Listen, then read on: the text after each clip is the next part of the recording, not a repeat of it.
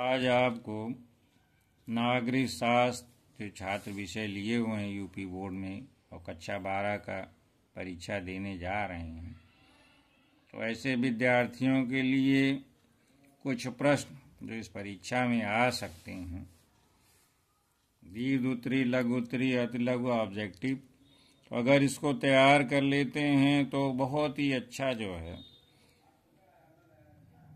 Number आपको नागरिक शास्त्र विषय में मिल जाएगा। बस ये है कि दीर्घ उत्तरीय प्रश्न अब इतने नहीं आते हैं, प्रश्नों की प्रकृति लघु उत्तरी, ऑब्जेक्टिव, दीर्घ उत्तरी की तरह रहता है, लेकिन अगर इतना तैयार कर लेते हैं तो काफ़ी मदद परीक्षा में आपको मिल जाएगी। तो आइए देखते हैं नागरिक शास्त्र विषय में इम्पॉर्टेंट वर्ष 2024 परीक्षा जब बहुत ही नज़दीक है तो छात्रों इस क्वेश्चन को एक बार रिवाइज कर लें।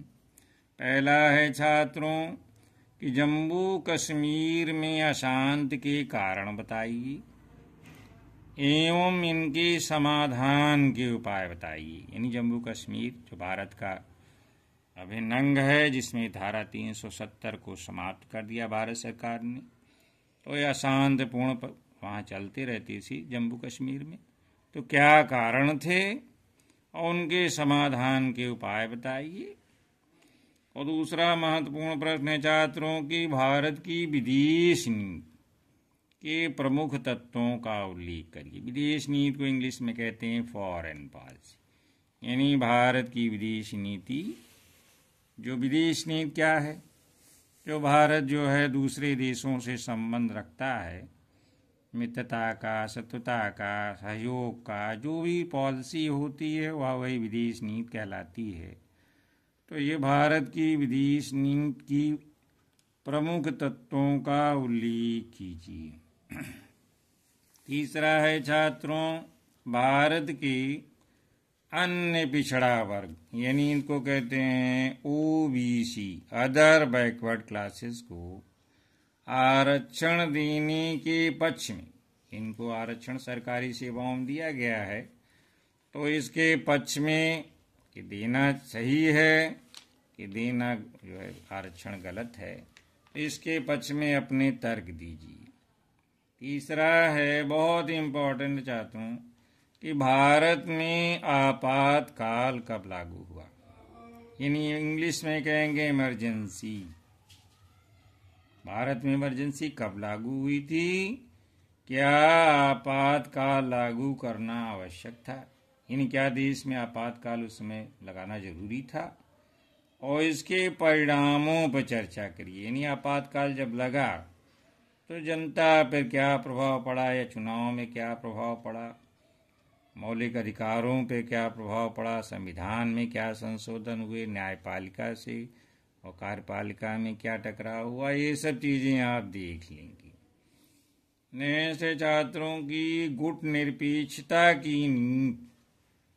गुट निरपेक्ष आंदोलन आप समझते हैं कि भारत गुट निरपेक्ष देशों का सदस्य रहा है और उसका अपनी पॉलिसी है कि किसी भी गुट के साथ वो शामिल नहीं हुआ और अपना गुट निरपेक्ष आंदोलन की नीति पे अभी आज भी कायम है। तो छात्रों गुट निरपेक्षता की नीति वर्तमान समय में कितना प्रासंगिक है, और कभी कभी इस तरह से पूछा जाता है कि गुट निरपेक्ष आंदोलन अब अप्रासंगिक हो गया है, इसके समर्थन में तर्क दीजिए। यानी अब गुट निरपेक्ष आंदोलन की कोई ज़रूरत नहीं रह गई है, इस संगठन का कोई मतलब नहीं है, तो इसके लिए आप समर्थन बताइए कि तर्क दीजिए कि सही है, अब गुट निरपेक्ष आंदोलन अप्रासंगिक हो गया। नेक्स्ट है कि दक्षिण पूर्वी एशियाई राष्ट्रों का संगठन है एशियान, इसका उद्देश्य, इसकी भूमिका, यानी इसका उद्देश्य क्या था, इसकी भूमिका का मूल्यांकन करिए। नेक्स्ट है छात्रों वर्तमान भारत चीन संबंध का जो मुख्य आधार है, भारत और हमारा पड़ोसी देश चीन है, इससे जो संबंध है हमारे, ये क्या है मुख्य आधार? सीमा विवाद और व्यापार। यानी भारत और चीन के बीच दो ही मुद्दे मेन होते हैं, सीमा विवाद और भारत का जो है दोनों देशों की, भारत और चीन के बीच जो व्यापार है, यही मेन आधार है। इस कथन की समीक्षा कीजिए अथवा भारत चीन संबंधों पर प्रकाश डालिए। मेरे छात्रों, ये बहुत ही इम्पोर्टेंट है कि प्रथम पंचवर्षीय योजना लागू कब की गई थी, इसमें किस बात पर बहुत ज़्यादा बल दिया गया था, ये द्वितीय पंचवर्षीय योजना से यानी सेकेंड 5 ईयर प्लान से ये किस प्रकार से अलग थी। नेक्स्ट छात्रों, बहुत इम्पोर्टेंट है ग्रीन रेवोल्यूशन, हरित क्रांति क्या थी और ये श्वेत क्रांति से किस प्रकार भिन्न थी, और इसके दो सकारात्मक दो नकारात्मक प्रभाव की विवेचना करिए। तो छात्रों, बहुत ही इम्पोर्टेंट है हरित क्रांति क्या थी। अभी हरित क्रांति के प्रणेता में स्वामीनाथन को भारत रत्न दिया गया हाल में। तो ये श्वेत क्रांति एक हरित क्रांति है, एक श्वेत क्रांति, ये इससे किस प्रकार अलग थी। तो इसके दो सकारात्मक यानी क्या लाभ हुआ हरित क्रांति से, और क्या इससे नुकसान हुए उसको नकारात्मक प्रभाव कहते हैं। इसकी विवेचना करिए। और ये जो है नेक्स्ट है छात्रों की, भारत में गठबंधन की राजनीति पर एक निबंध लिखिए। इस समय भी आप एक गठबंधन की चर्चा अक्सर समाचारों में सुनते हैं, इंडिया गठबंधन, भारतीय जनता पार्टी और उसके सहयोगी दलों का गठबंधन है जिसको एनडीए कहते हैं। और जो विपक्ष में सरकार के खिलाफ चुनाव में लड़ने के लिए गठबंधन बनाया गया है, इंडिया गठबंधन। तो ये गठबंधन की राजनीति की शुरुआत कब से हुई, इस पर भी आप देख लेंगे। इस पे गठबंधन की राजनीति क्या है, तो इस पर जो है एक निबंध लिखने को आता है। नेक्स्ट है कि संयुक्त राष्ट्र संघ के तत्वावधान में विश्व शांति बनाए रखने में भारत के योगदान की विवेचना करिए। अब इसको जानते हैं छात्रों, संयुक्त राष्ट्र संघ क्या है, यूनाइटेड नेशन ऑर्गेनाइजेशन, यूएनओ। तो ये संयुक्त राष्ट्र संघ का मेन कार्य क्या है, अंतर्राष्ट्रीय शांति और सुरक्षा को बढ़ावा देना। द्वितीय विश्व युद्ध के बाद ही तुरंत इसकी स्थापना हुई थी और जिसका कार्य जो है विश्व शांति को बनाए रखना है। तो भारत जो संयुक्त राष्ट्र संघ में कितना योगदान करता है ये पूछा जाता है। और कभी कभी ये आता है कि संयुक्त राष्ट्र संघ की सुरक्षा परिषद जो है, सिक्योरिटी काउंसिल जिसको बोलते हैं, इनके संगठन और कार्यों की विवेचना करिए। ये संयुक्त राष्ट्र संघ के दो क्वेश्चन बहुत ही महत्वपूर्ण हैं। नेक्स्ट छात्रों, रियो सम्मेलन क्यों आयोजित किया गया था, इसको पृथ्वी शिखर सम्मेलन भी कहते हैं, रियो सम्मेलन। इसके प्रभाव की विवेचना कीजिए। ये पर्यावरण पे ही था, उसके बाद पर्यावरण पे जागरूकता विश्व में बढ़ी है। तो ये रियो सम्मेलन आप देख लेंगे, बहुत ही इम्पोर्टेंट रहता है। नेक्स्ट छात्रों, शीत युद्ध के दौरान अमेरिका और सोवियत संघ के प्रति भारत की विदेश नीति क्या थी। यानी शीत युद्ध का दौर पहला चैप्टर है, पढ़ते हैं कि एक गुट का नेता अमेरिका, दूसरे का सोवियत संघ या वर्तमान में जो रूस है, और 91 तक शीत युद्ध का दौर चला था। तो उन दौरान भारत की विदेश नीति क्या थी, यानी भारत का संबंध अमेरिका और रूस से कैसे था, ये भारत की पॉलिसी है। तो उसको स्पष्ट कर देना है छात्रों। नेक्स्ट छात्रों की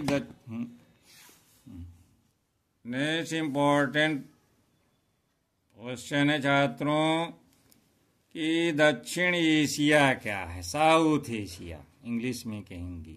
दक्षिण एशिया में स्थित देशों में लोकतंत्र का क्या रिकॉर्ड है छात्रों। अभी देखिए पाकिस्तान में चुनाव हुआ है, तो दक्षिण एशिया में ही सब देश हैं।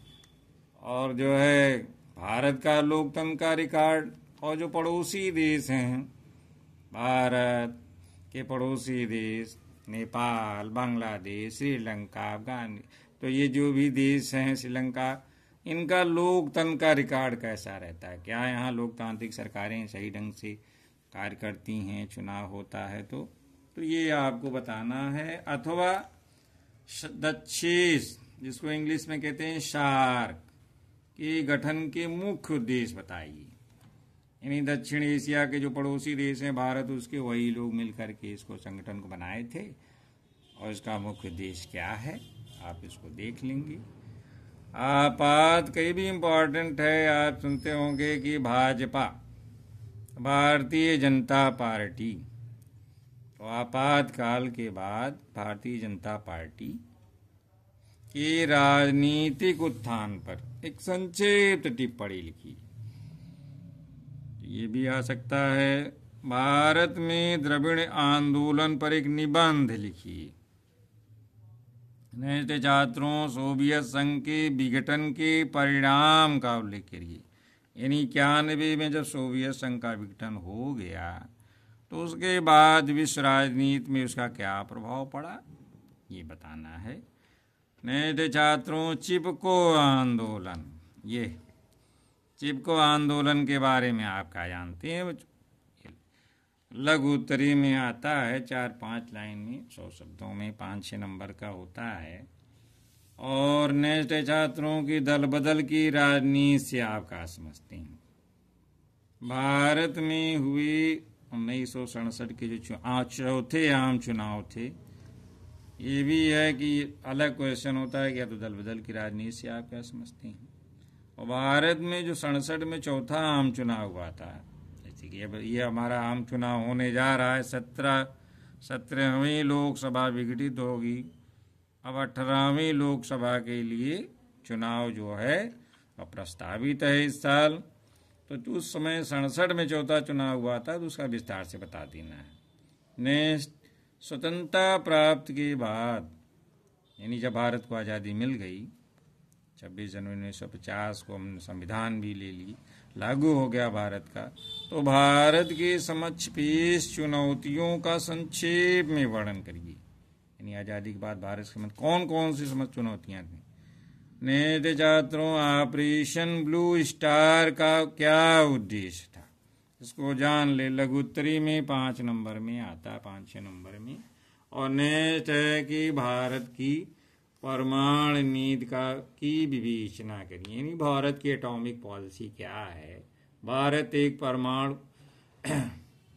शक्तिशाली देश है, और भारत की परमाणु नीति आप जानते हैं कि भारत अपने परमाणु नीति में पहले प्रयोग न करने का उसने वचन रखा है कि भारत किसी पे परमाणु हमला नहीं करेगा, लेकिन जरूरत पड़ने पर अगर उसके खिलाफ होता तभी वो उसका उपयोग करेगा। तो ये भारत की परमाणु पॉलिसी है, तो इसको आप देख लेंगे। तो छात्रों, ये नागरिक शास्त्र के बहुत ही इम्पोर्टेंट प्रश्न है, और इसको जो है समय अभाव में है, तो आप इसको देख करके अच्छी तरह से तैयारी कर लें तो काफ़ी अच्छे अंक परीक्षा में प्राप्त कर सकते हैं, ऐसी आशा है। धन्यवाद छात्रों।